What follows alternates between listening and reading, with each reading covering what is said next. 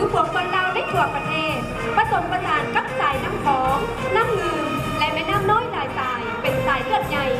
กองด้วยน้ำกองทางประชาชนลาวทั่วประเทศที่ประเทศว่าเป็นคนลาวต้านลาวที่มีอารยธรรมโดดคือทุ่งโดยพันตีนางคำลาสัญญมงนักกีฬายิงปืนเจ้าของดา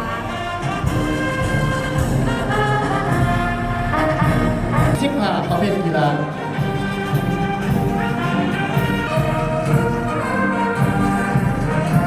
กระทรวงอุตสาหกรรมและการค้าคือทุ่งโดย2003 1 เหรียญคำประเภทสายผูกรายการรวมปี2014กระทรวงอุตสาหกรรมและการค้าส่งคณะน้ำคู่มือและนักกีฬาเข้าร่วมแข่งขัน53โดยน้ำเพชรมณีแก้วเทียจันทร์นักกีฬาดอกปิงไก่แหวงจำปาซาแหวงจำปาซาทำงานมาจากกีฬาสัตว์ทั้ง41ที่ไวซิงเล็กที่แขวงเสียงห่วงและ2 เหรียญทองงานมากรรมศึกษาธิการและกีฬาแหวงถือทุ่งโดยนักกีฬาเข่าวงผ่าห้อยสองเก้าทางยิงตีนำโดยทานมาไลเพลงมาดมณีวงศ์คณะนำผู้ฝึกและนักกีฬาชาติโดยทานบุญทวีโสภา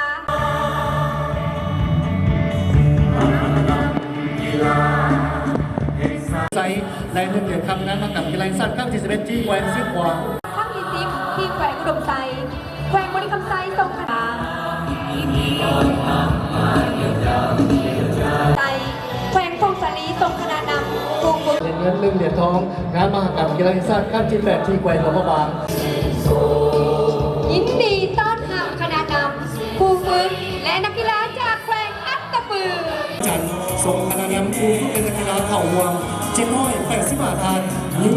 299 ทานเข่าวงแข่งขัน33ประเภทกีฬาจัดขั้นที่12นี้ได้กำหนดเอานกยุงเป็นสัตว์นำโซ่ที่แสดงถึงความมีน้ำใจนักกีฬาสามัคคีความหวังความภาคภูมิใจทางด้านวัฒนธรรมและประเพณีอันดีงามและที่พออุดมการอันเดียวกัน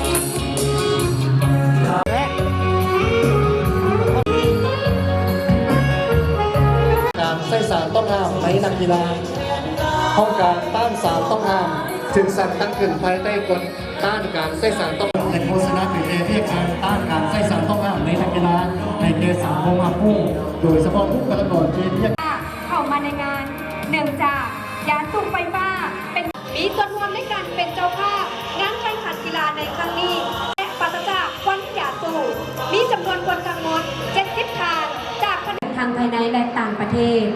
ปัจจุบันนี้ก้อนกำลังได้เข้าสู่สนามเป็นเที่ยวร้อยแล้ว